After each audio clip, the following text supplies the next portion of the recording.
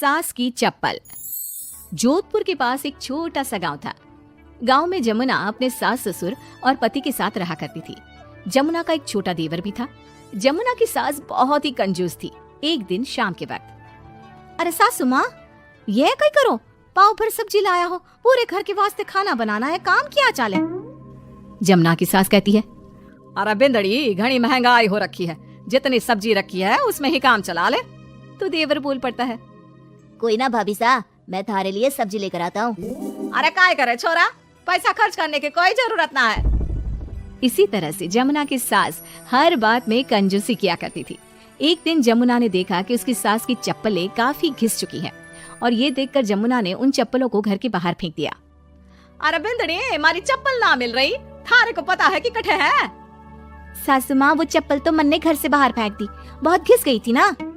अरे थारी भली होवे, मारी चप्पल क्यों फेंक दी, मैं अभी उठा कर लाती। अरे माँ, क्यों जिद कर रहा है, मैं थारे को नई चप्पल दिला कर लाऊंगा। अरे रहने दे, तू भी बिंदड़ी की जबान बोलने लगा है। नहीं चाहिए चप्पल मने, मारी पुरानी चप्पल घनी पसंद है। अरे माँ, भाई ठीक तो कह रहा है, छोड़ ना पुरानी चप्पलों का चक्कर, चल मैं थारे को नई चप्पल दिला के लाता हूँ। लेकिन जमुना की सास किसी की बात नहीं सुनती और घर के बाहर से किसी तरह चप्पलों को उठाकर वापस ले आती है और फिर से उन्हीं को पहनने लगती है। फिर एक दिन सुबह के वक्त जमुना मंदिर गई और जब वहाँ से लौट कर आई तो जोर जोर से चिल्लाने लगी, अरे कहीं बताओ, मंदिर में किसी ने हमारी चप्पल चोरी कर ली। अरे माँ, अच्छा ही हुआ ना, थारी चप्पल कोई चोर चुरा के ले गया। अब तू तो छोड़ने वाली थी ना, वैसे भी पुरानी चप्पलें थी। अरे तू चुप कर छोरा, महंगाई के जमाने में पुरानी चप्पल कर रहा है।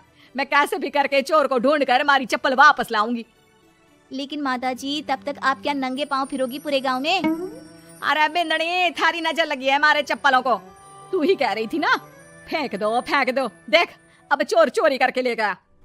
उस दिन के बाद जमुना की सास नंगे पांव ही गांव में घूम घूम कर अपनी चप्पलें ढूंढने लगी और कुछ ही दिनों के बाद जमुना की सास को अपनी टूटी चप्पल एक गरीब औरत के पैरों में नजर आई।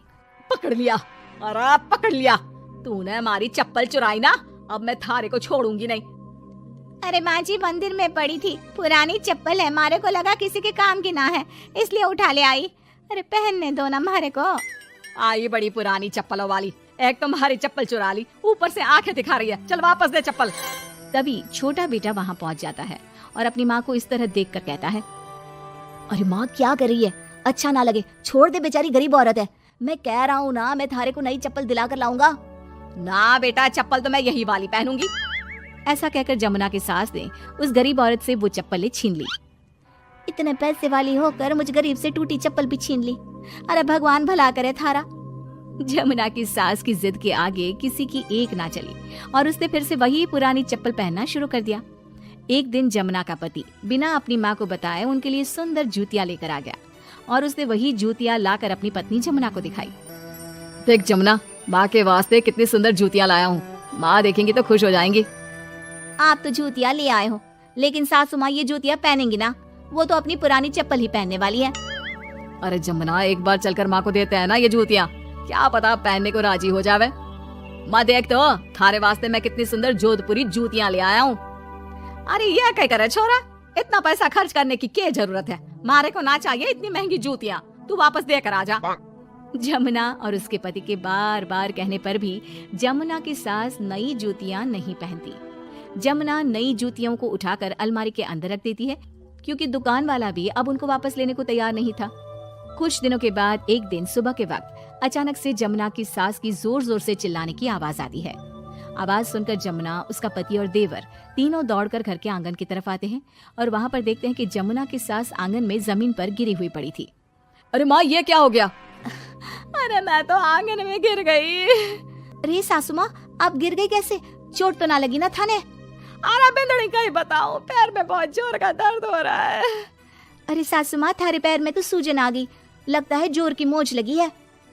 माँ, ये सब थारी जिद की वजह से हुआ है, सारे घर वाले थारे से कह के थक गए कि पुरानी चप्पल छोड़ दे। भाई तो थारे लिए नई जूतियाँ भी ले आया, फिर भी तू ना मानी। हाँ देवर जी, आप ठीक कह रहे हो सकता है अब सासू माँ को हमारी बात समझ में आ जावे। अरे आ गई, बात समझ में आ गई, अच्छी तरह आ गई, पैर में बड़े जोर का दर्द हो रहा है, अब मारे को सारी बात समझ में आ गई। ला बेटा, जल्दी से नई वाली जूतियाँ ले आ, आज से ना मैं वही पहनने वाली हूँ।